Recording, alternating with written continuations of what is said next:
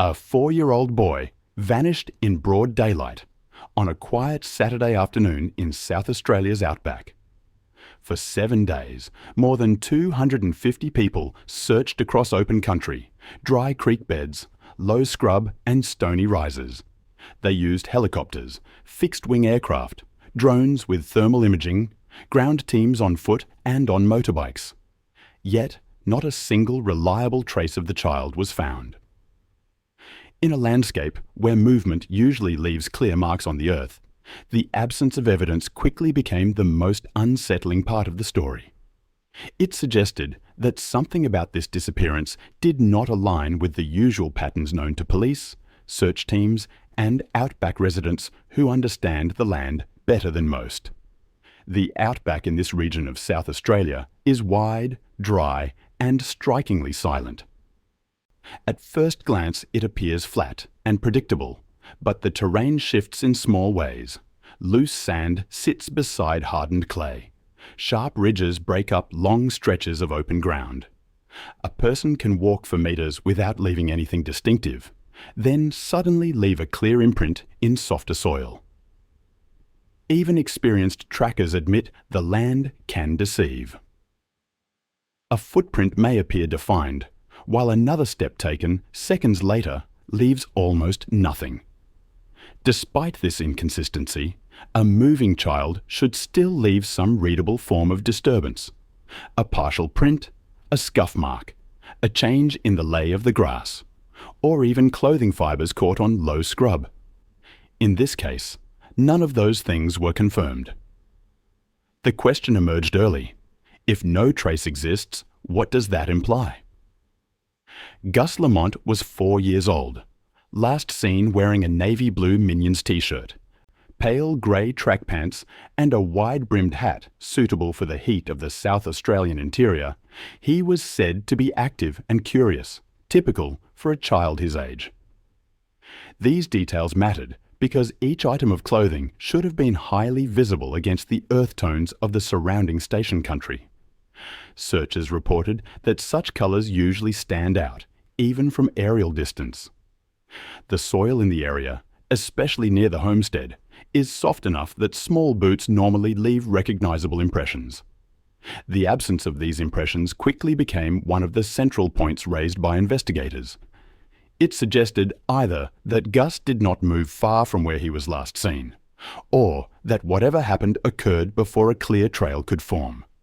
At around 5 o'clock in the afternoon, Gus was observed playing near a small rise close to the family homestead on Oak Park Station.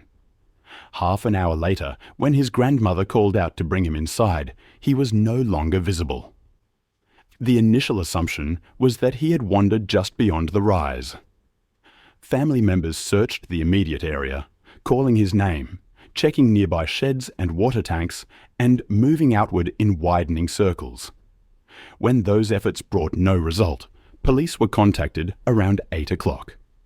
Darkness had already settled, turning what might have been a straightforward search into a race against time. Each passing minute held weight, as the vastness of the property made even a short delay feel significant. As daylight returned, 3 key questions shaped the direction of the investigation. If Gus had walked away from the homestead on his own, why were there no footprints leading away from the area? If he was still somewhere nearby, why had none of the early ground searchers or aerial passes located any sign of him or his clothing? And if another person had been involved, intentionally or otherwise, why was there no disruption, tire marks, or unusual activity noted near the station's access points? These questions were raised quietly at first, but they formed the backbone of the case as the days progressed.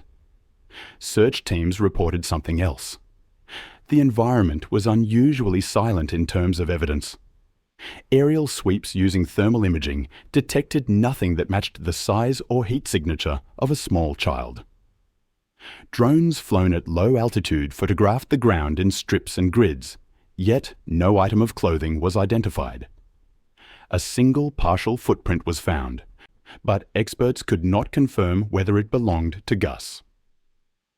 A survival specialist later remarked that the logic of the scene did not quite fit what is generally expected when a child goes missing on foot in this type of terrain. The comment was measured, not speculative, but it added another layer of concern to an already complex situation.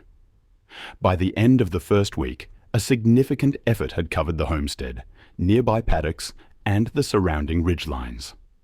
Police returned to Oak Park Station multiple times, each visit driven by updated assessments, and the possibility that earlier searches may have overlooked something subtle. On one occasion, authorities drained a dam containing more than 3 million litres of water. The decision was based on procedure rather than suspicion, aimed at ruling out any possibility within reach of the property's infrastructure. The result was the same: no clues, no answers, nothing to narrow the scope of the investigation. In a place where each step normally leaves a mark, the failure to find even the smallest piece of reliable evidence became one of the most significant indicators in itself. It suggested that the circumstances surrounding this disappearance might not follow the usual pattern of a child simply wandering off. Standing at the edge of the red earth, with the horizon stretching out in every direction, it was difficult to ignore the sense that something in this case resisted explanation. This is no longer just a story about a missing child. It is an unresolved mystery set in the centre of Australia, defined as much by what is absent as by what is known. Oak Park Station sits in a remote pocket of South Australia, several hours from the nearest major town and surrounded by low, open country that stretches towards the horizon without interruption. Like many properties in this part of the state, it is both a workplace and a home.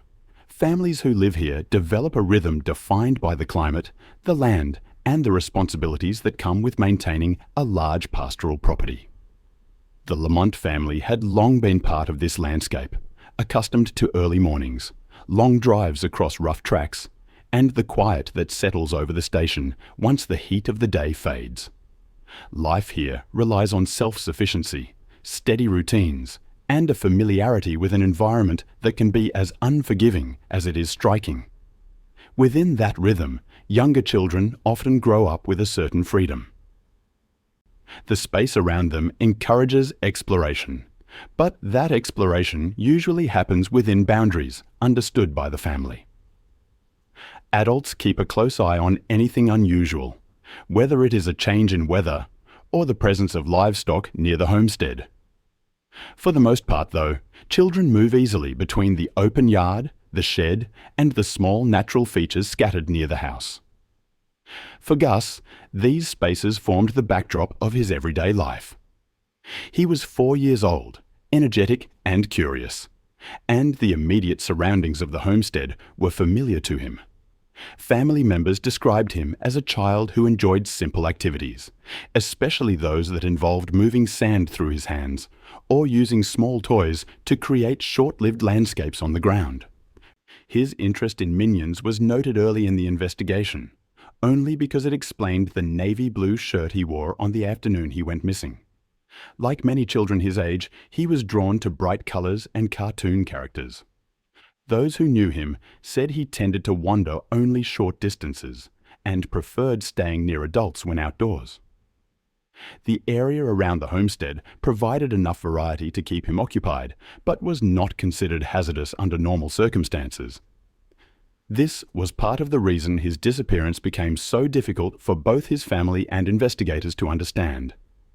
Nothing about the day suggested any heightened risk. The routine was typical. The environment was familiar. The activities were ordinary for a child living on a remote station.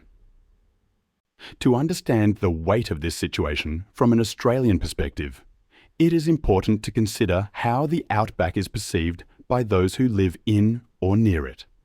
For many, it represents a sense of freedom, a vast open expanse where the landscape defines the pace of life. It is a place people respect as much as they admire. Its beauty can be stark and overwhelming, shifting with the light and season. But underlying that beauty is a quiet danger that is well recognized in rural communities. Distances can be deceptive. Heat can intensify quickly. Sound can carry unpredictably or disappear altogether. Children who grow up in these areas are taught to understand the land in small ways. Yet, they remain vulnerable when even a minor misstep takes them beyond the view of adults. Residents of remote Australia often speak about the Outback with a mixture of pride and caution. They know its strengths and weaknesses intimately. They recognise that a child can enjoy the outdoors safely, but they also know that supervision is essential because the environment offers little margin for error. A fence line may be close, but beyond it, the terrain can change in subtle ways. A familiar track can appear different, simply because shadows settle across it at the wrong angle. A rise that seems insignificant can temporarily block a child from sight. In most instances, these moments resolve quickly. A parent calls out. The child responds. The situation rebalances itself. When it does not, the uncertainty becomes immediate and deeply unsettling. For the Lamont family, daily life at Oak Park Station followed the patterns common across many regional properties. Work was divided between animal care, maintenance, and the tasks required to manage large distances between essential services. Days were long but structured. In such environments, children like Gus typically played close to the adults and moved within sight of the homestead. Play for young children often involved simple interactions with the land, drawing shapes in the sand, collecting small stones, chasing shadows, or walking up and down small rises. These activities were ordinary and safe within the boundaries that families in rural Australia develop instinctively. The Outback's danger lies not in its appearance, but in its scale. For visitors, it can seem empty and featureless. For locals, it is a living environment with its own logic. Paths disappear. Wind shifts loose soil. Landmarks repeat themselves in ways that can confuse even experienced travellers. The homestead may feel secure, but it sits on the edge of a natural space that does not always behave predictably. This understanding forms part of everyday awareness for families like the Lamonts. It shapes decisions, routines, and the unwritten rules that guide how children move through the property. When one of those rules appears to have been broken, intentionally or not, the consequences can become severe in a matter of minutes. From a broader social perspective, Australians hold a deep cultural connection to the Outback, regardless of whether they live in it. It is embedded in national stories, imagery, and collective memory. At the same time, people recognise that it can quickly become overwhelming for children, whose sense of distance and direction is still forming. The line between routine exploration and real danger is thin. A single step taken in the wrong direction can place a child beyond the reach of immediate help. This is a reality understood across generations in rural communities. Though rarely spoken aloud, it shapes the instincts of families who live on properties like Oak Park Station. In this context, the disappearance of a young child is not just an incident reported in the news. It is a deeply personal event that disrupts the foundation of family life. For the Lamonts, the loss of sight of Gus created an immediate and distressing uncertainty that expanded rapidly as their initial search brought no answers. It challenged their trust in an environment they knew well. It unsettled long-held assumptions about the safety of familiar spaces, and it placed them at the centre of a situation that would soon draw the attention of people across the country. This part of the story transitions naturally into the events that followed, beginning with the final moments Gus was seen and continuing into the early search efforts that defined the first crucial hours. The day Gus Lamont disappeared began like many others at Oak Park Station. The weather was warm but stable, with no immediate signs of the rapid changes that can sometimes sweep across this part of South Australia.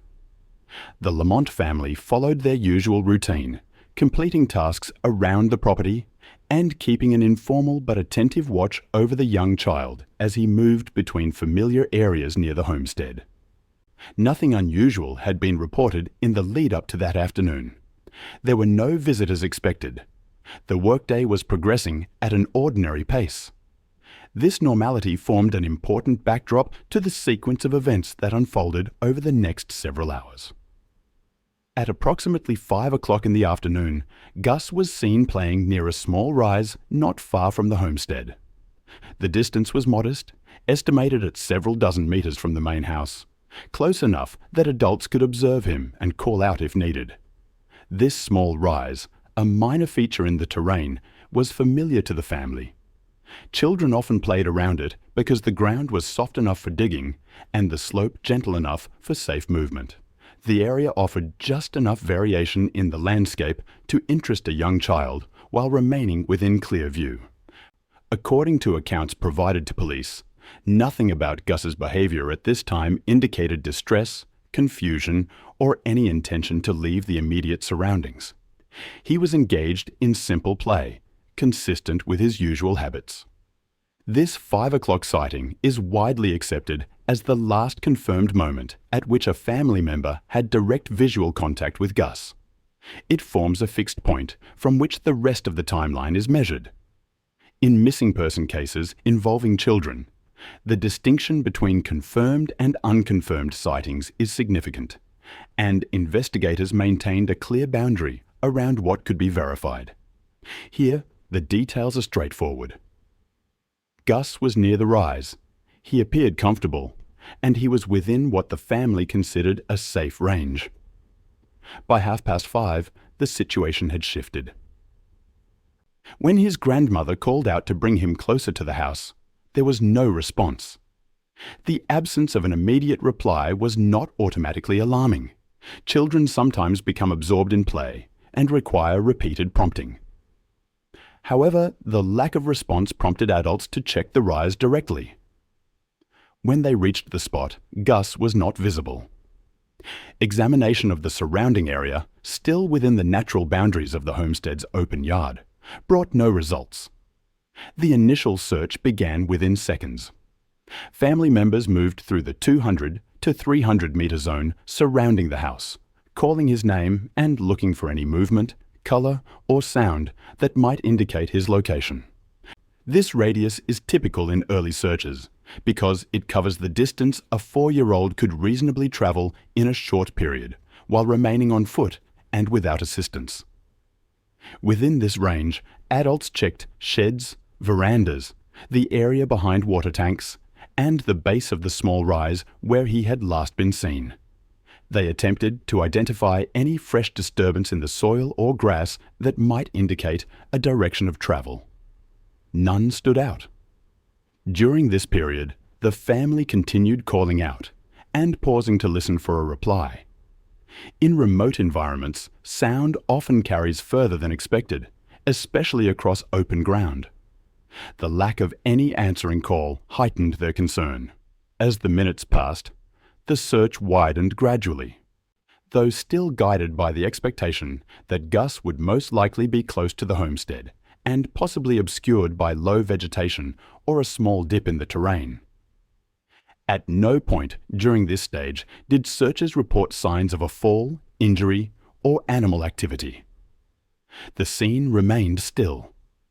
As daylight began to fade, the family recognized the urgency of the situation. Visibility decreases rapidly once the sun drops below the horizon in the outback, and the temperature can change quickly. At around 8 o'clock in the evening, police were notified. From that moment, the incident shifted from a family search to an organized response. Officers began coordinating with local resources and prepared to travel to the property. Meanwhile, the family continued to search with torches and vehicles, focusing on tracks and open areas that could be navigated safely at night. The decision to call police at 8 o'clock reflected both the seriousness of the situation and the practical constraints posed by the environment. The homestead's isolation meant that external assistance would take time to arrive. In missing child cases, time is a critical factor, particularly in remote regions where a short period of movement can lead to a significant expansion of the search area. The family recognized this, and their actions during these initial hours demonstrated an understanding of both the urgency and the limitations they faced. Once officers reached the property, the night search increased in scope. Torches, vehicle headlights, and handheld equipment were used to illuminate open areas. Tracks leading away from the homestead were checked for fresh disturbances. Team members moved methodically along fence lines and towards nearby rises, attempting to locate any sign of movement. The conditions, however, were difficult. The outback at night can appear uniform, and shadows complicate the identification of small ground impressions. Despite these efforts, no trace of Gus or his clothing was found. It is during this first night that the absence of footprints became particularly evident. The soil around the homestead includes patches of soft earth that usually register small prints clearly, especially from children's boots. Searchers noted that such impressions should have been visible under torchlight if Gus had walked a meaningful distance. Yet, despite detailed scrutiny, no identifiable trail was discovered. This issue would later become one of the central questions of the investigation, but in its earliest moments, it simply added to the uncertainty of the search. Police worked through the night, balancing caution and coverage while ensuring that the search remained controlled.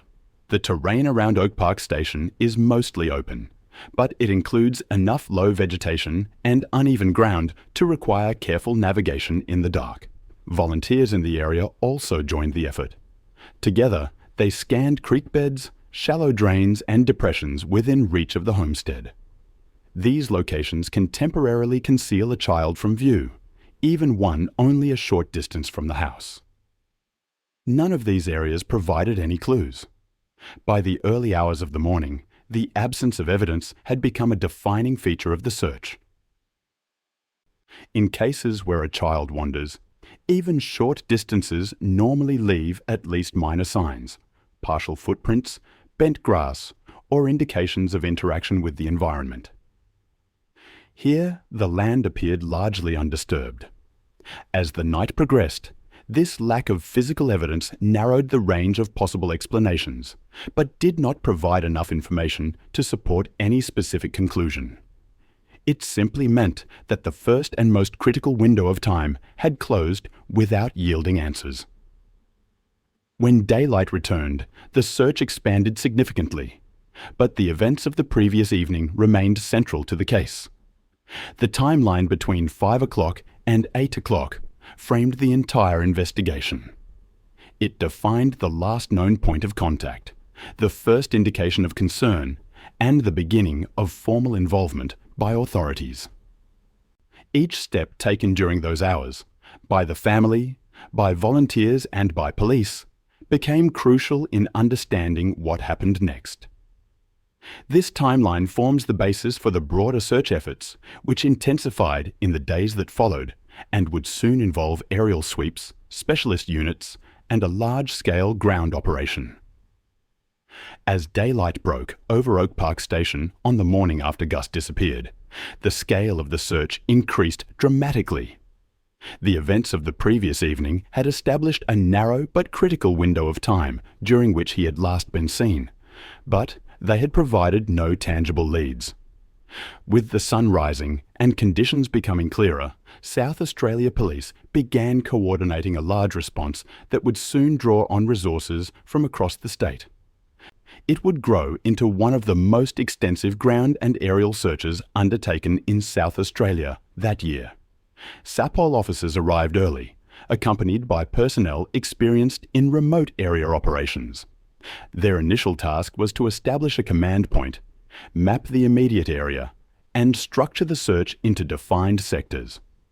The family's account of the time and location of the last confirmed sighting provided a starting point, but the lack of footprints, clothing, or other markers meant that investigators could not rely on the usual indicators that guide early search patterns.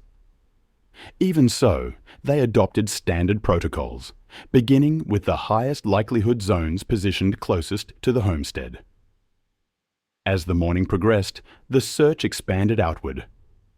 Teams from the State Emergency Service were deployed to cover larger ground. SES volunteers arrived from nearby towns, bringing experience in land searches conducted under challenging conditions.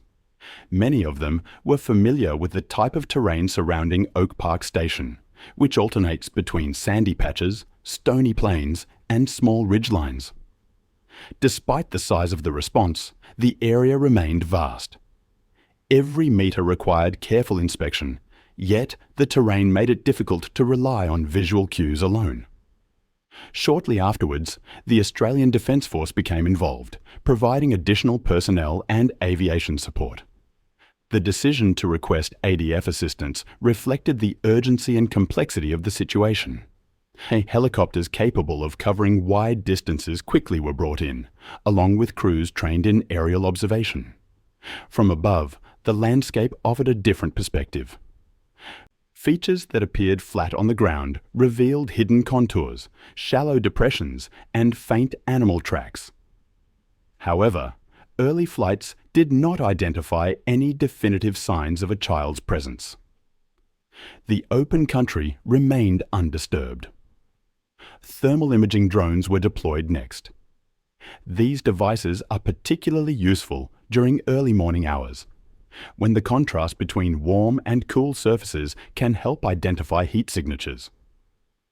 Operators scanned the fields around the homestead, the rise where Gus had been seen, and the creek beds that ran along the edge of the property. While minor anomalies were noted, none were consistent with the size, shape, or movement profile of a young child. As temperatures increased throughout the day, the effectiveness of thermal imaging decreased, prompting teams to rely more heavily on aerial photography and ground sweep patterns. The ground search continued to grow. Volunteers from surrounding communities arrived to assist. Some had experience from previous rural searches, while others simply understood the gravity of the situation and wanted to help. They were briefed before entering the search area, instructed on the importance of maintaining line spacing, marking any irregularities in the soil, and avoiding contamination of potential evidence. Despite the strong turnout, the land's expanse meant that coverage had to be carefully coordinated to avoid gaps. The search radius broadened steadily until it reached approximately 10 square kilometres around the homestead. Within that radius, teams found several signs that initially appeared promising, but could not be conclusively linked to Gus. A partial impression in the soil was examined by trackers, but lacked the necessary clarity to be matched to a child's boot. A small patch of disturbed vegetation near a fence line was marked for further inspection, though it was later determined to be unrelated. These moments briefly lifted expectations among searchers, only to be followed by the recognition that none constituted reliable evidence. Each of these instances contributed to a pattern that would define the entire operation, hints that suggested possibility, but no findings that established certainty. Throughout the operation, the level of coordination increased. SAPOL established clear communication lines between ground teams, aerial units, and specialist personnel. Maps were updated frequently as areas were cleared. Searches were rotated to prevent fatigue. Safety briefings were held regularly to address the risks posed by heat, dehydration, and uneven ground. Despite the logistical efficiency, the absence of results became increasingly difficult to ignore. The land, although open and largely visible, offered no indication of where Gus might have gone, or whether he had moved at all after the last confirmed sighting. By the end of the first full day, investigators acknowledged that the search had already exceeded the scale normally associated with missing child incidents in rural settings. The combined presence of SAPOL, SES, ADF, and local volunteers represented a significant concentration of resources. Yet, the landscape remained unchanged. Searchers described the unsettling experience of walking for long stretches without encountering anything that suggested a recent disturbance. In such an environment, even small signs typically stand out: broken twigs, shifted stones, or fresh impressions in sandy soil. Here, those indicators were absent or inconclusive. The second and third days brought renewed aerial efforts. Helicopters flew repeated grid patterns, while fixed-wing aircraft covered larger distances beyond the immediate perimeter of the search zone. The intention was to identify anything that might have been missed earlier, especially from vantage points not available to ground teams. These flights were conducted under varied lighting conditions to increase the likelihood of noticing subtle color contrasts. However, the results remained the same. No clothing, footprints or heat signatures were detected. On the ground, teams extended their search into adjoining paddocks and along internal station tracks. These areas were checked for vehicle marks, animal activity, and environmental disruptions. Given the absence of clues near the homestead, investigators needed to consider less probable scenarios, even if only to eliminate them. Each path and fence line was walked carefully, but none yielded findings that advanced the investigation. As the search reached its fourth day, the emotional impact on volunteers and personnel became evident. Although operations were deliberately factual and structured, the human element could not be completely removed. Many searchers expressed quiet frustration at the lack of progress. They were accustomed to finding at least partial traces in similar cases, even if the final outcome took time to determine. The repeated pattern of potential signs followed by negative confirmation created a gradual sense of fatigue, not only physical, but psychological. Despite this, the search continued to grow. Additional drones were deployed. More SES volunteers arrived. ADF personnel conducted extended patrols. SAPOL investigators reviewed photographs and video captured from earlier flights, looking for anything that might have been overlooked. The sheer size of the operation reflected the commitment to exhaust all reasonable possibilities. Still, the central issue remained. No reliable evidence had emerged. By the fifth day, the search radius had been thoroughly examined. Areas beyond the 10 square kilometre zone were assessed for accessibility. If Gus had moved further, he would have needed to cross terrain that becomes increasingly difficult for a child to navigate. The absence of physical signs made this scenario less likely, though not impossible. Investigators were careful not to draw conclusions prematurely. Their approach remained measured, with decisions guided by standard procedure and consultation with survival specialists. These specialists provided input on how far a child of Gus's age could reasonably travel, especially given the climate and terrain. They also highlighted that children sometimes behave unpredictably in unfamiliar or stressful situations, occasionally moving in directions or patterns that defy adult expectations. Even so, the land should have offered some indication of movement. The lack of such indications limited the number of plausible explanations. Near the end of the week, SAPOL held internal briefings to assess the outcomes of the operation so far. By all objective measures, the search had covered the areas most likely to contain relevant evidence. It had involved a substantial number of personnel, a wide array of equipment, and a structured, disciplined approach. Yet it had not produced a single verified clue. The combination of scale and silence created an atmosphere of unresolved tension. It suggested that whatever had happened might not align with typical patterns of missing child cases in remote Australia. The week-long search concluded with a sense of unfinished business rather than closure. Teams had done everything possible within the limits of the environment and available information. The operation had been large enough to assure confidence in the thoroughness of the effort, but the outcome left investigators with more questions than answers.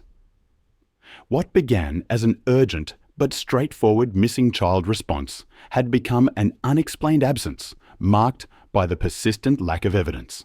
This stage of the story leads directly to the next developments, in which investigators returned to Oak Park Station multiple times, reassessing earlier assumptions and expanding their search parameters based on expert advice and new analyses. When the initial large-scale search concluded without producing a single reliable clue, investigators faced a difficult reality. The operation had been thorough, coordinated and supported by significant resources from SAPOL, SES, the ADF and local volunteers. Yet the landscape remained silent. In missing child cases, it is unusual for an area to be searched so extensively and still yield nothing of investigative value.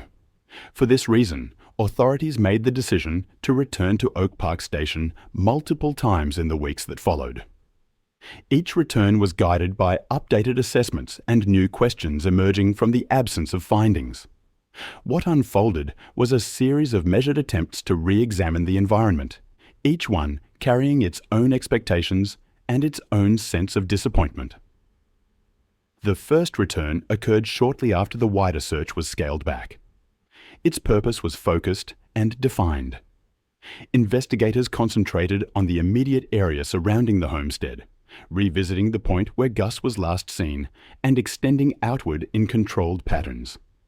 This effort was not intended to replicate the broader search, but to ensure that nothing had been overlooked during the rapid, high-pressure conditions of the early operation. The terrain near the house contains small rises, soft patches of earth and scattered vegetation, features that can conceal minor signs during periods of fatigue or reduced visibility. By revisiting these areas in calmer conditions, searchers hoped to identify subtle disturbances that might not have been noticeable during the first night or the following days. Despite the renewed attention, the first revisit produced no additional evidence. The ground around the homestead appeared unchanged. No impressions, no fibers, and no clothing were found. The area remained as it had during the initial search. Ordinary in appearance, yet troubling in its refusal to offer even the smallest hint of what might have occurred. The absence of results underscored the difficulty of the case and pushed investigators to question whether the assumption that the child had remained near the homestead was correct. The second return involved more specialized techniques. By this stage, SAPOL had consulted external analysts and reviewed aerial data collected during the initial operation. Technological limitations, environmental factors, and the angle of early flights were all taken into account. With this information, investigators brought in updated equipment to re-examine the terrain. Thermal imaging drones and high-resolution aerial cameras were used with the aim of detecting subtle differences in soil composition, hidden depressions, or previously unnoticed pathways. The land around Oak Park Station can shift appearance depending on light conditions, and investigators hoped that revisiting it at different times of day might reveal features invisible during the first search. In addition to aerial resources, ground teams carried out systematic sweeps across previously examined sections. They walked the same trails, fence lines, and shallow drainage channels, looking for any variation in the soil or vegetation. In some cases, revised terrain analysis suggested that the child could have moved along routes that were not considered probable during the first operation. These areas were inspected carefully, with attention to transitions in soil texture and the presence of animal tracks that might obscure human movement. Again, however, the effort produced no new information. Not a single object, disturbance, or track could be linked to the missing child. The land had not changed, and the investigation remained at a standstill. The third return represented a more significant intervention. Investigators made the decision to drain a dam on the property containing approximately 3.2 million litres of water. This step was not taken lightly. It required coordination, equipment, and time. The decision came after the possibility was raised, based solely on procedural thoroughness, that a child could have entered the water unnoticed. The dam, positioned within walking distance of the homestead, formed a natural point of concern. Even though no evidence suggested that Gus had gone near it, investigators needed to eliminate the possibility entirely. The draining process was carried out in a controlled manner to protect the integrity of the site. Once the water level dropped sufficiently, searchers entered the dam on foot. They inspected the exposed ground, checked edges, and reviewed any debris carried by runoff. The operation was meticulous. Yet, as with earlier efforts, the outcome was the same. Nothing was found. The dam held no clues, no remains, and no signs of disturbance. This result, while providing answers to one line of inquiry, deepened the mystery. It closed a potential scenario, but left the overall question unresolved. The fourth and most recent return occurred after Task Force Horizon conducted a detailed review of the entire case. Specialists in child behavior, bush survival, and remote area missing persons were consulted. Their analysis suggested that it was possible, though not highly probable, that Gus had traveled farther than the initial search radius predicted.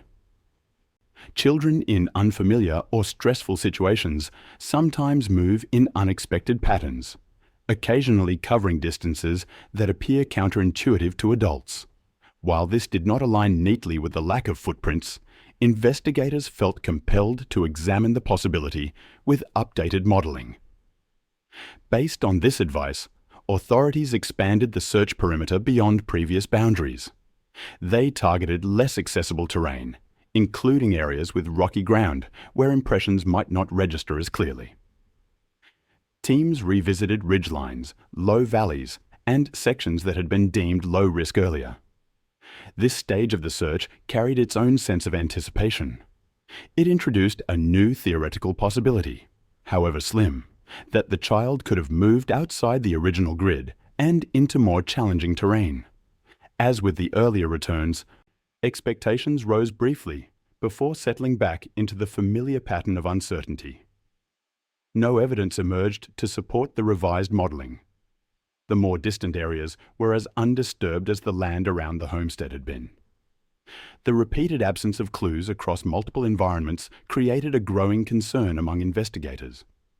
The question shifted from where to search next to how a child could simply disappear. In a landscape that had now been examined repeatedly, from both the ground and the air, with a level of precision rarely applied in remote settings. Across all four returns, a consistent emotional trajectory developed among those involved. A sense of hope at the start of each new phase, followed by disappointment when expected findings failed to materialize, and ending with a renewed and increasingly pressing question. How could a child vanish without leaving a trace? The returns did not offer answers, but they did reinforce the uniqueness of the case. Each revisit confirmed that the original search had been thorough. Each new effort eliminated additional scenarios. And with every stage completed, the sense of unresolved mystery grew stronger. The next part of the story addresses the major investigative questions that arose from this repeated silence and the theories that began to form around the absence of evidence. As investigators completed multiple returns to Oak Park Station, the absence of evidence across all search phases led to a series of structured discussions about the scenarios still considered plausible. These scenarios were approached with caution. None could be confirmed, and none could be dismissed outright. In missing child cases in remote Australia, the exploration of theories is not an attempt to speculate, but a necessary step to understand how the known facts align with the landscape, the time frame, and the behavior patterns typical of children in comparable situations. 4 primary theories emerged. Each carried its own difficulties, its own uncertainties, and its own unresolved gaps. The first theory considered the possibility that Gus had wandered away from the homestead and travelled beyond the initial search radius. Under ordinary circumstances, a child of his age could potentially cover several kilometres over the span of a few hours, especially if moving steadily in a single direction. Survival experts consulted by SAPOL noted that children sometimes walk further than adults expect, particularly when they are focused on a visual landmark or attempting to return to a familiar point. In this scenario, even a small deviation in direction at the beginning could have set him on a course that led him outside the area most intensively searched during the early stages. However, the practical challenges of this theory were considerable. The terrain surrounding Oak Park Station includes sandy surfaces that typically register footprints clearly. Although impressions can soften or fade under wind and heat, a child travelling several kilometres would ordinarily leave at least intermittent traces. Investigators attempted to model possible paths, taking into account ridgelines, natural barriers, and the slope of the land. None of the routes modelled produced evidence during field checks. Even so, the theory remained on the table because the absence of evidence did not conclusively disprove the possibility. What it did highlight was the tension between the distances a child might physically travel and the lack of physical signs that would normally accompany such movement. The second theory focused on the potential for a fall or misstep into a concealed space. The outback environment in this region contains numerous shallow crevices, small ravines, and narrow drainage lines that are difficult to detect from a distance. These features can be partially obscured by vegetation or appear insignificant until examined closely on foot. A child could, in theory, slip into one of these spaces without leaving an obvious trail leading to it.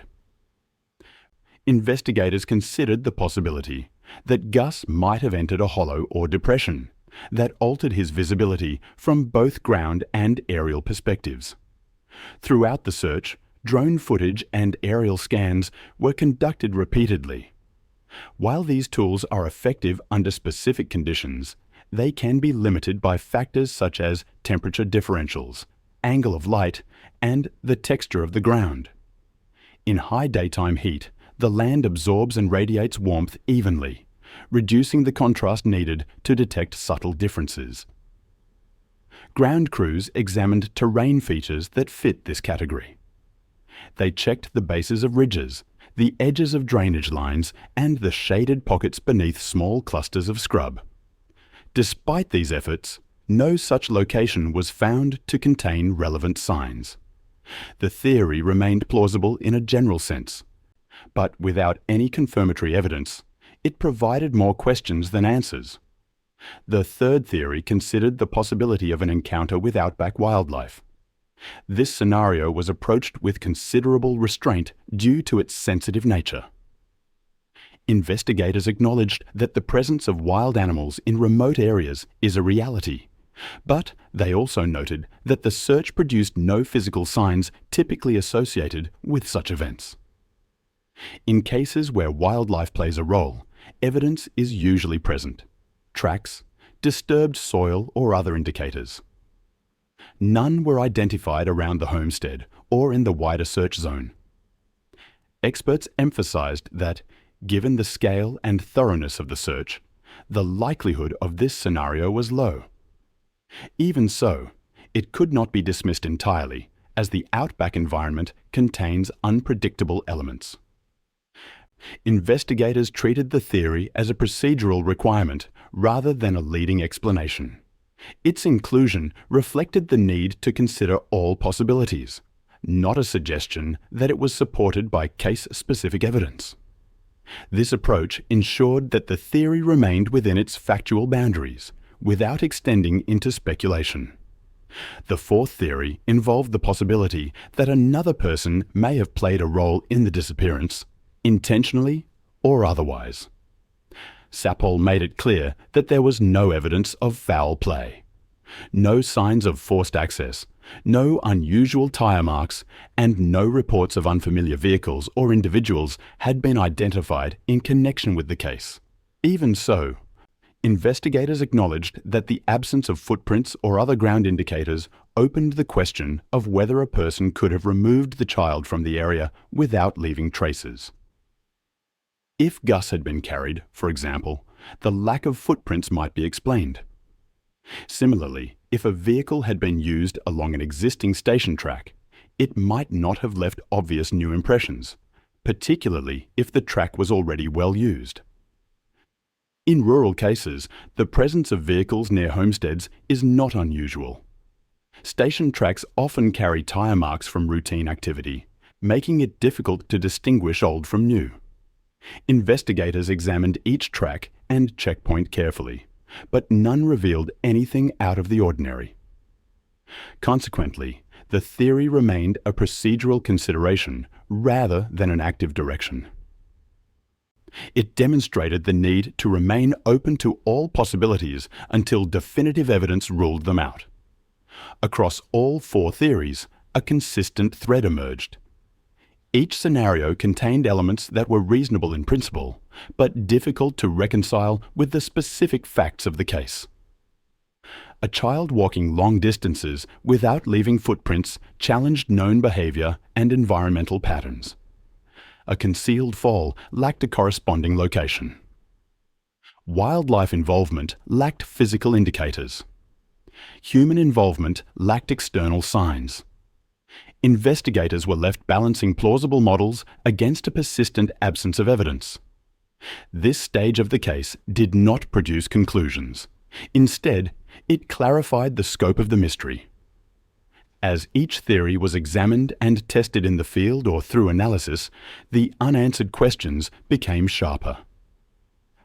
The purpose of outlining these theories was not to resolve them, but to understand the boundaries of what remained possible. The next stage of the story turns to the broader public response and the growing unease created by the fact that none of these explanations could be meaningfully supported by the evidence available. As the search for Gus unfolded over days and then weeks, a series of questions began to take hold, not only among those directly involved in the investigation, but across the wider Australian community. These questions did not arise from speculation or dramatic assumptions. They emerged from the simple, factual reality that a large coordinated effort involving hundreds of trained personnel had failed to locate even the smallest trace of a 4-year-old child. In a country where remote landscapes are both respected and understood, the absence of any evidence carried a weight of its own. It challenged assumptions about the land, about search methodology, and about the limits of human understanding in places where nature can behave in ways that defy expectation. The first and most confronting question was straightforward. Why was there not a single trace belonging to a young child? Searches in rural Australia, particularly in regions with soft soil and sparse vegetation, almost always yield some form of physical clue. Even when outcomes are uncertain, the land typically holds small imprints, scuff marks, or faint disturbances that indicate movement. None of these were found at Oak Park Station. Not around the homestead. Not along the likely walking routes. Not at the edges of the search radius. For many Australians familiar with regional life, this absence felt deeply unusual. The outback may be vast, but it rarely hides everything. Connected to this first question was a second, broader concern. How could a child disappear as if he had never been there? This was not a rhetorical expression. It reflected the practical reality faced by investigators who had returned to the same environment multiple times, using different tools, different light conditions, and different teams, yet observed no meaningful change in the ground. The soil remained undisturbed. The vegetation showed no clear signs of recent contact.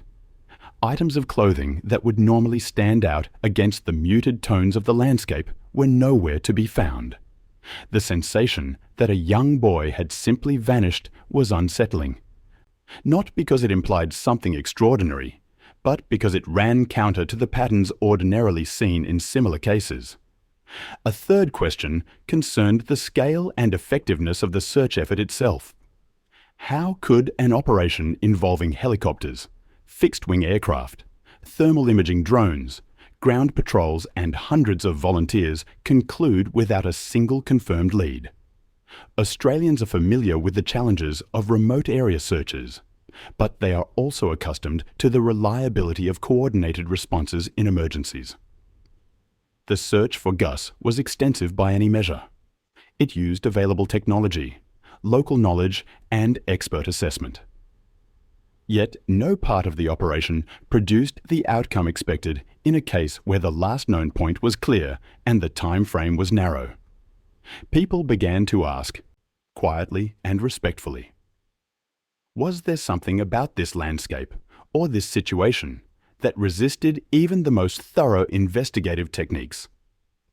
This question led inevitably to a fourth.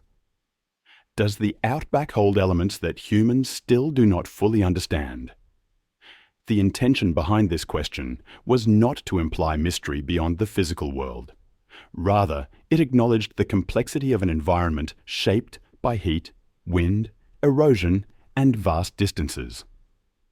In many parts of Australia, the land changes subtly from 1 metre to the next.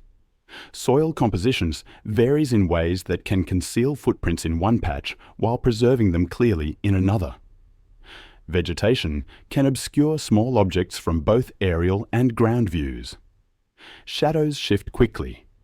Heat distortion affects visibility. All of these elements had the potential to influence the search. Yet none adequately explained why the area remained so definitively silent. Investigators tried to answer these questions by revisiting established principles. They reviewed how far a child of Gus's age could reasonably travel. They reconsidered the visibility range from key vantage points. They examined whether environmental conditions might have obscured signs of movement. Each review offered limited clarification. Distances remained measurable. Visibility remained sufficient. Ground conditions, though varied, were not so inconsistent as to erase all signs of travel.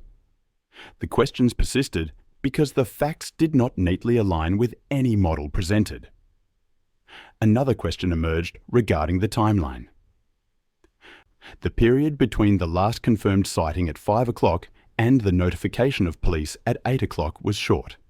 Given the terrain and the child's age, investigators found it challenging to reconcile that time frame with the lack of indicators in the immediate vicinity. Even if Gus had moved steadily in one direction, he would likely have left at least intermittent traces. The absence of these traces raised questions about whether he had travelled at all, or whether movement had occurred in a way that prevented the usual signs from forming. This line of inquiry remained strictly procedural, avoiding assumptions while recognising the unusual nature of the circumstances. Across regional Australia, many people who followed the case found themselves returning to a recurring thought. How could an environment so open, so exposed, conceal anything completely? Those who live on stations, farms or rural properties understand that the outback is both generous and unforgiving. It provides visibility across long distances, yet it can also distort perception. Features blend into one another. Tracks shift. Light creates illusions. Even so, the land rarely erases everything. The notion that nothing had been found, not a footprint, not a piece of fabric, not a clear sign of interaction, challenged the collective understanding of how the landscape responds to human presence. Some observers questioned whether the search parameters, though extensive, might still have been based on assumptions that did not apply in this particular case. Could the child have moved in an unexpected pattern? Could he have remained in a position that made detection difficult despite repeated sweeps? Could environmental factors have played a larger role than initially recognized? Each of these questions was examined carefully. None yielded definitive insight. As these inquiries circulated, a quieter, more difficult question emerged. How does a community reconcile the lack of answers when every practical tool has been used and every plausible scenario explored? Australians are familiar with the realities of remote living. They know that the land does not always cooperate with human efforts. Yet, the depth of silence surrounding this case felt different.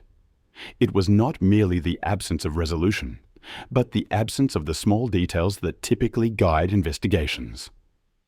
Without those details, the community was left with gaps that could not be filled and uncertainties that could not be resolved. These unanswered questions did not point towards any single explanation.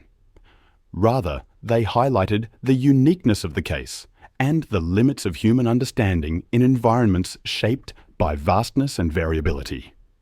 They also created a sense of collective unease, not driven by fear, but by the disconnect between expectations and reality. People wanted to know how such a situation could occur. They wanted to understand what had prevented the search from finding even the most fragile piece of evidence. And they wanted to know whether something about this particular landscape or this particular moment had obscured what should have been visible. As the community, investigators and volunteers grappled with these unresolved questions, attention began to shift toward another growing issue: the presence of misinformation and the impact it had on both the public perception of the case and the well-being of those involved. That development forms the basis of the next part of the story. As the case entered the national spotlight, the public response across Australia grew rapidly. News of a child disappearing without a trace resonated deeply, particularly among those who understood the realities of living in remote regions. Rural families recognised the fragility of safety in the outback, while city residents were struck by the scale of the search and the puzzling absence of any physical evidence. The broader community followed updates closely, hoping for clarity, yet becoming increasingly unsettled as days passed without progress. What began as a local emergency soon developed into a national point of concern, shaped by a combination of sympathy, confusion, and a collective desire for answers. During the early stages, public conversation remained grounded in factual reporting. Media outlets provided timelines, search updates, and quotes from authorities. Community groups shared support messages rather than theories. But as time went on and information remained scarce, the situation shifted. In that space of uncertainty, misinformation began to emerge, complicating the environment surrounding the case.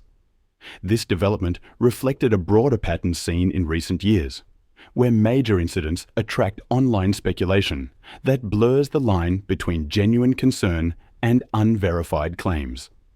One of the most challenging aspects for both investigators and the family was the sudden appearance of AI-generated images purporting to show new developments. These images circulated widely on social media platforms, often detached from context and lacking clear sources. They were not malicious in every instance. Some were shared by people unaware of how easily AI tools could fabricate scenes. However, the effect was the same. The images gave the impression of evidence where none existed. For a family already dealing with profound uncertainty, the spread of such material added another layer of distress. SAPOL addressed the issue directly. Public statements were issued reminding the community to rely only on verified information released through official channels. Authorities emphasized that unverified images and speculative commentary risked undermining the investigation.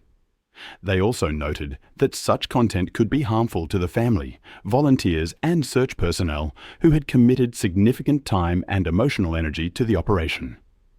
The warnings were measured, but they carried a clear message. Accuracy was essential, and misinformation, whether intentional or accidental, had real consequences. The reaction from the public was mixed. Many Australians responded immediately, calling out false content and urging others to share only information sourced from SAPOL or established media. community support groups stepped in to clarify rumours and encourage responsible discussion. However, there were also individuals who continued to circulate unverified claims, often driven by a desire to help or to fill gaps left by the lack of official updates. The tension between the need for accurate reporting and the human impulse to explain the unexplained created a challenging environment for those attempting to navigate public discourse responsibly. For the Lamont family, the impact of misinformation was significant. Each false report or manipulated image created a moment of renewed distress, raising and then collapsing hope in ways that compounded their emotional burden. Investigators noted the strain placed on them and worked to shield the family from unnecessary exposure to online speculation. The aim was to ensure they received only factual information and were not overwhelmed by content that bore no relation to the truth. This trauma-aware approach shaped how Sapol communicated publicly, balancing transparency with the need to protect those most directly affected. Within the broader Australian community, the emotional response continued to shift. Many expressed frustration, not directed at authorities, but at the situation itself. People struggled to reconcile the scale of the search with the lack of clarity. The idea that a child could be missing in an open landscape, despite extensive ground and aerial efforts, created a sense of collective helplessness. This emotional landscape made some members of the public more susceptible to unverified explanations. Others, however, became more cautious, recognizing that speculation could do harm. The dynamic reflected a broader cultural tension. Australians are generally pragmatic and trust evidence-based explanations, yet they also have a strong instinct to support one another in times of crisis. The disappearance of a child is one of the most confronting scenarios a community can face. It touches on fears tied to family, safety, and the unpredictability of remote environments. As the search continued without answers, these emotions intensified. People wanted to help, but they also recognized the risk of causing harm unintentionally. Local communities near Oak Park Station played a crucial role in grounding the discussion. Residents with experience of rural life reminded others that the Outback can behave in unexpected ways. They clarified misconceptions about the terrain, the visibility, and the challenges faced by search teams. Their voices helped counteract some of the speculative narratives emerging online. By sharing first-hand knowledge, they reinforced the importance of factual understanding and prevented the situation from becoming dominated by unfounded claims. Despite these efforts, the misinformation crisis continued to grow. Online forums and social media groups began discussing theories that had no basis in the investigation. Some posts misinterpreted standard search procedures, while others referenced unrelated incidents. Investigators maintained a steady approach, avoiding engagement with speculation, and focusing instead on releasing accurate updates. Their communication remained calm, factual, and consistent, reflecting the need to maintain public trust without fueling unnecessary debate. The challenges presented by misinformation raised broader questions about how modern technology interacts with real-world emergencies. AI-generated content, in particular, demonstrated how easily fabricated material can be mistaken for genuine evidence. This case highlighted the need for public awareness about digital literacy and the responsibility that comes with sharing information.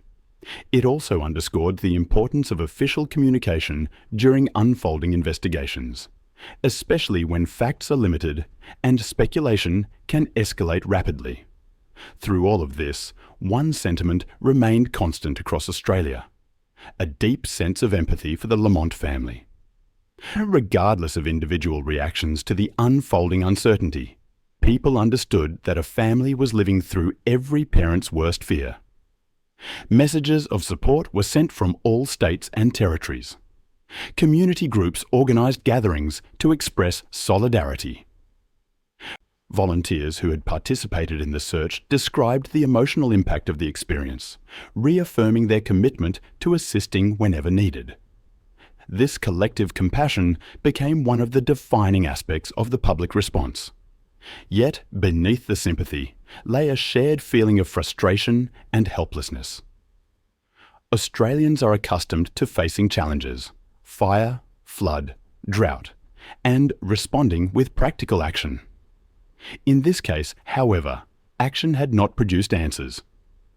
No matter how many volunteers assisted, how many drones were deployed, or how many kilometres were searched, the outcome remained unchanged. The tension between effort and result contributed to a lingering sense of unease. These emotions also prepared the ground for the next stage of the story, in which authorities shifted focus from immediate search efforts to ongoing investigation and reassessment. As public attention continued and misinformation evolved, SAPOL had to determine how best to communicate progress, protect the well-being of those involved, and pursue a case that remained entirely without physical evidence. In the months following the initial search and the subsequent returns to Oak Park Station, the investigation into Gus Lamont's disappearance continued under the direction of Task Force Horizon. Established by South Australia Police to coordinate long-term missing persons inquiries, the task force brought together detectives, analysts, behavioural experts and specialists in remote area search methodology. Their role was not to repeat the large-scale ground operations already conducted, but to examine the case from every accessible angle, ensuring that no line of inquiry was overlooked. The ongoing work of Task Force Horizon focused primarily on analysis, review, and scenario testing. Investigators revisited the timelines, environmental assessments, and terrain modelling completed during the early weeks. They cross-checked statements, compared search pattern records, and examined any data that might provide new insight into what occurred on the afternoon Gus was last seen. Much of this work was methodical and slow, reflecting the need to approach each possibility with careful consideration rather than relying on assumptions or incomplete information. The absence of physical evidence meant that the investigation relied heavily on reconstructing the most plausible scenarios from the data available. A significant component of the task force's ongoing efforts involved revisiting search radius modelling. Although the original 10 square kilometre operation had been thorough, specialists advised that environmental factors such as wind direction and subtle terrain gradients could influence how far a child might travel before becoming fatigued. In particular, the Outback's open ground can create visual illusions that draw children towards distant features without them fully understanding the distance involved. With this in mind, analysts considered whether the movement patterns of a young child could have carried him further than the initial projections suggested. To address this, investigators consulted survival experts and remote area behaviour analysts.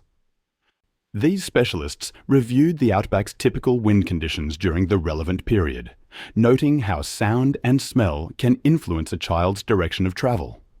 They also examined the shape of the small ridgelines surrounding the homestead, considering whether these features might funnel movement into narrow paths that fall outside standard search grids. While none of these assessments produced a definitive outcome, they provided additional context for understanding the limitations inherent in any search conducted across open country. Based on these reviews, Task Force Horizon commissioned supplementary mapping to model extended zones beyond those already searched. These zones included areas where rocky outcrops could have obscured visibility from the air, as well as shallow depressions where ground markings might not have formed clearly.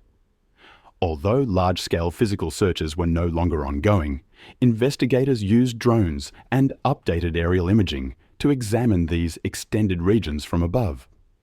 The results, consistent with earlier efforts, did not reveal anything that could be linked to the missing child. Even so, the work ensured that no reasonable possibility had been ignored. Alongside these technical assessments, investigators maintained communication with experts in child behaviour. Their input focused on how children respond to stress, disorientation, and unfamiliar landscapes. These specialists noted that young children sometimes remain in positions that reduce their visibility, such as sitting still behind slight rises or staying close to ground level when frightened. They also emphasized that children may move unpredictably, diverging from paths adults might assume they would take. While this information helped refine investigative thinking, it did not narrow the search to any specific location. Instead, it highlighted the inherent difficulty of predicting behavior in situations where circumstances remain unknown. Throughout this period, the Lamont family remained in close contact with police. SAPOL adopted a trauma-aware approach, ensuring that communication was clear, measured, and sensitive to the emotional strain the family had experienced. They were kept informed of investigative developments, even when those developments involved the confirmation of scenarios already considered. For the family, the absence of new findings was difficult but expected. Their primary hope, articulated in various public statements, was simply for clarity, whether the news was comforting or hard to accept. They expressed appreciation for the continued work of investigators and the support received from volunteers and the wider community. Across Australia, public interest in the case persisted. While media coverage became less frequent as time passed, the story remained present in community discussions, particularly among those who had participated in the search or followed the updates closely. The case continued to evoke a mixture of sadness, disbelief, and empathy.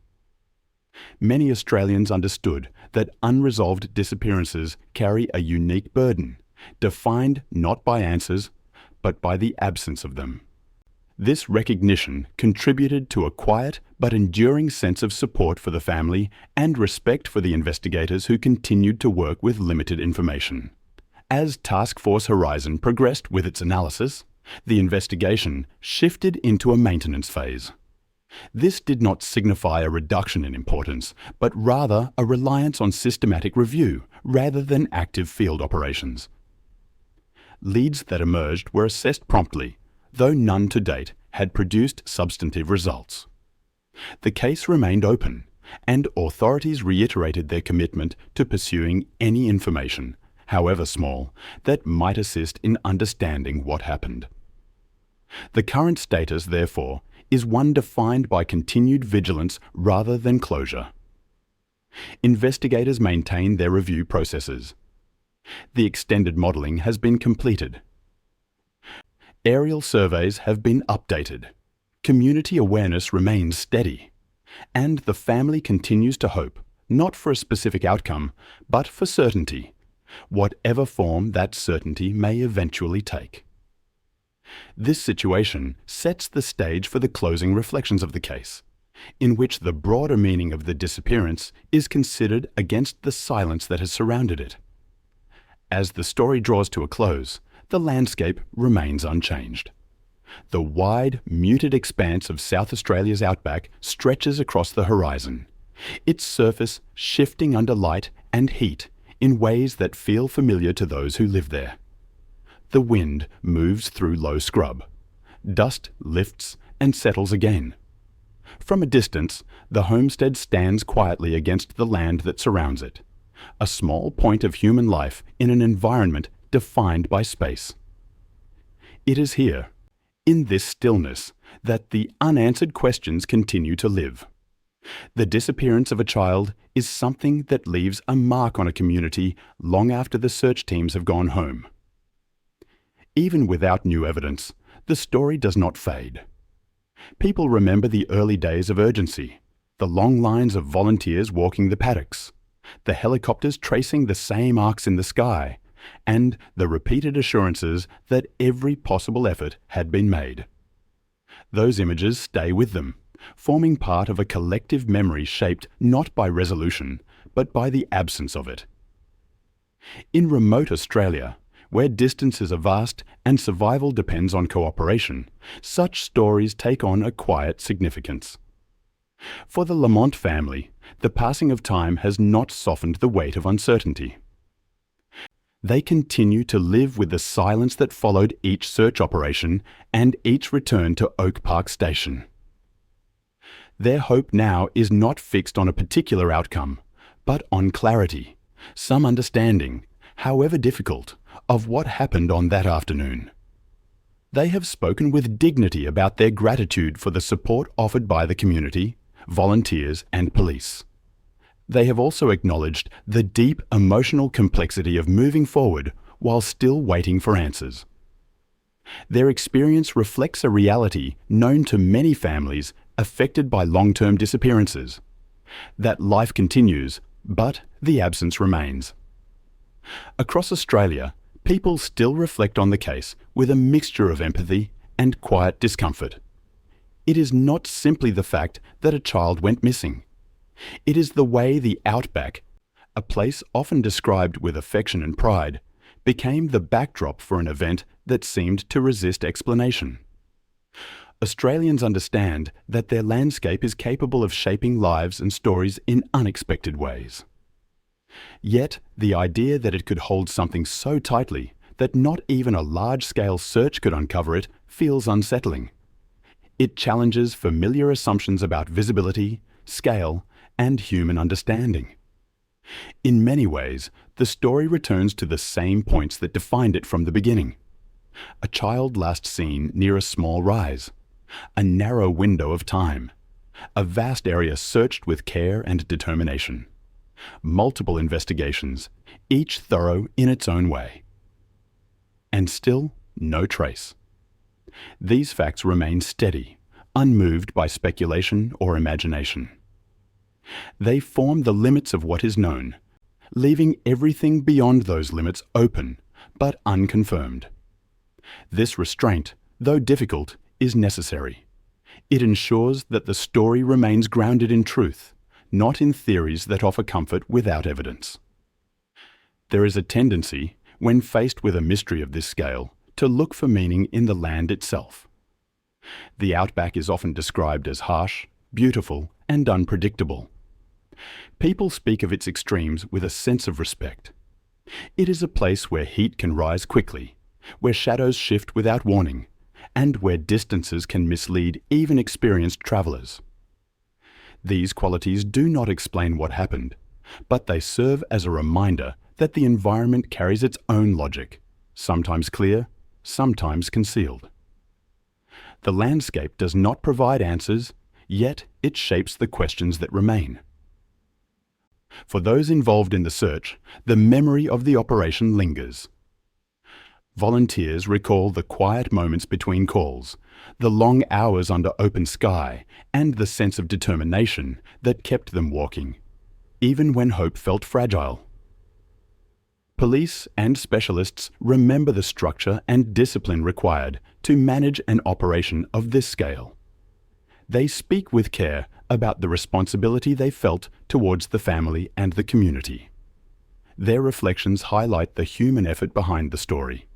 Hundreds of people trying sincerely and relentlessly to bring clarity to a situation defined by uncertainty. The public response, too, forms part of the narrative.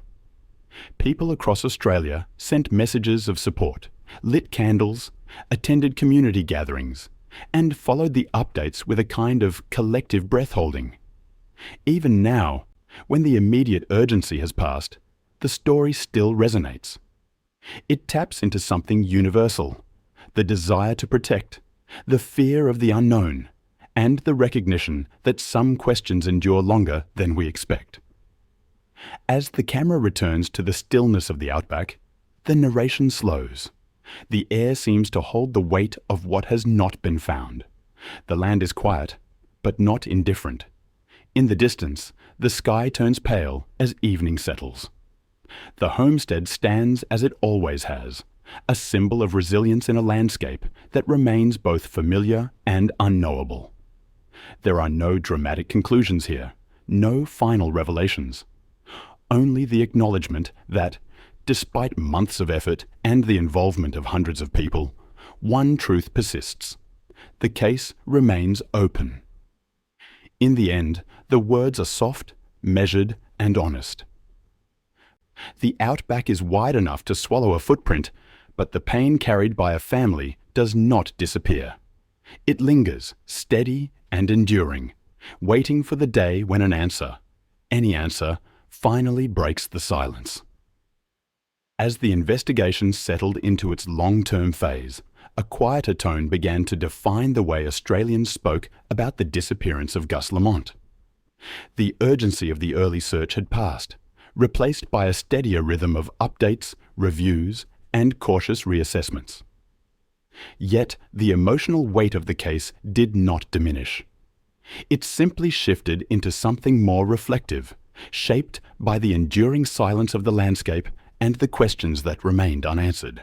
In many ways, the story had become part of a broader Australian conversation about the Outback itself. For generations, the country has held a complicated relationship with its interior. The Outback is admired for its scale and beauty, respected for its harshness, and approached with an understanding that it does not behave according to human expectations. It is a place that offers freedom and solitude, but also demands caution. In the context of this case, those qualities took on new meaning. They highlighted how the land can appear open, yet conceal subtle irregularities, how it can seem familiar, yet act unpredictably, and how it can hold silence in ways that challenge even the most determined efforts to find answers. Task Force Horizon continued its work, and the family remained hopeful for clarity, even if the truth proved difficult. But beyond the procedural progress, a deeper narrative formed, one that touched on community, vulnerability, and the limits of certainty. People across Australia found themselves reflecting on the nature of disappearance, the fragility of life in remote areas, and the ways in which unresolved questions linger long after search parties disperse. These reflections were not dramatic or speculative. They were grounded in the simple recognition that some events resist explanation, no matter how much effort is applied. The Outback carried a symbolic presence in these reflections.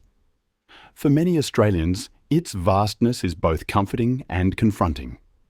It represents a defining part of national identity, a landscape that shapes resilience and perspective.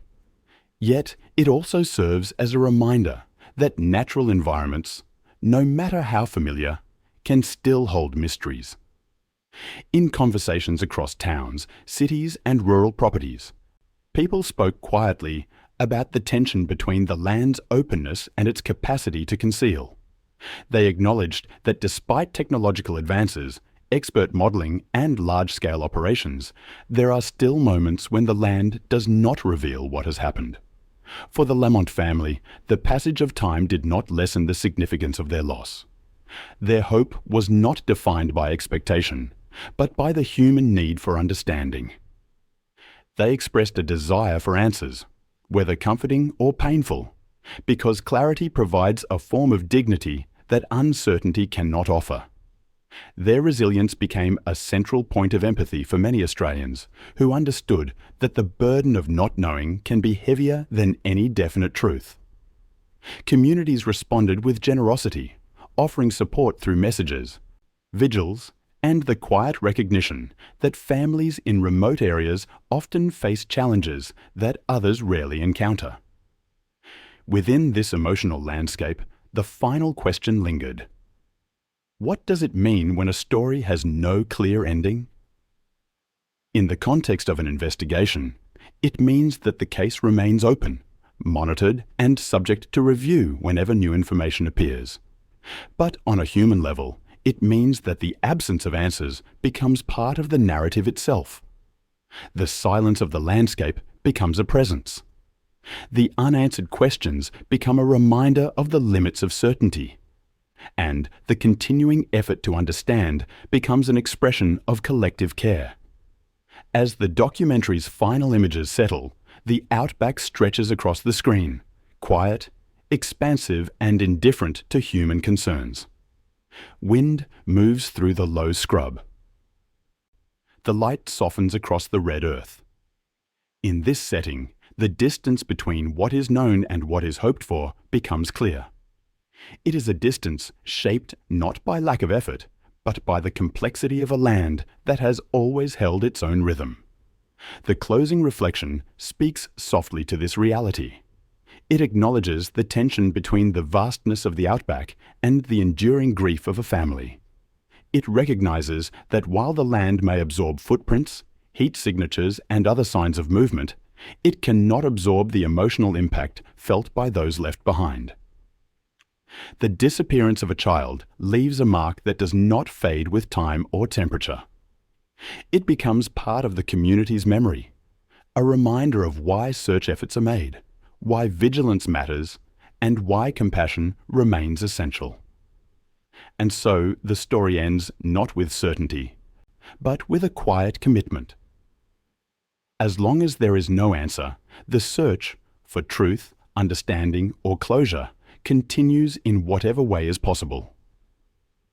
Australians recognise that some mysteries remain unresolved for long periods, but they also understand the importance of persistence. The outback may be vast enough to hide a footprint, but the determination to seek the truth is not diminished by distance. The final lines of the narration hold to this tone, measured, reflective, and distinctly Australian. They speak to both the landscape and the people who live with it. The outback is wide enough to swallow a trace in seconds. But the ache felt by a family does not fade. It endures in ways the land cannot erase. Across Australia, people grow up with a sense that the outback is part of who we are, beautiful, open, and uncompromising. The disappearance of Gus Lamont is a reminder that some stories resist clear answers, and until the day those answers emerge, the search continues, shaped not by certainty, but by care.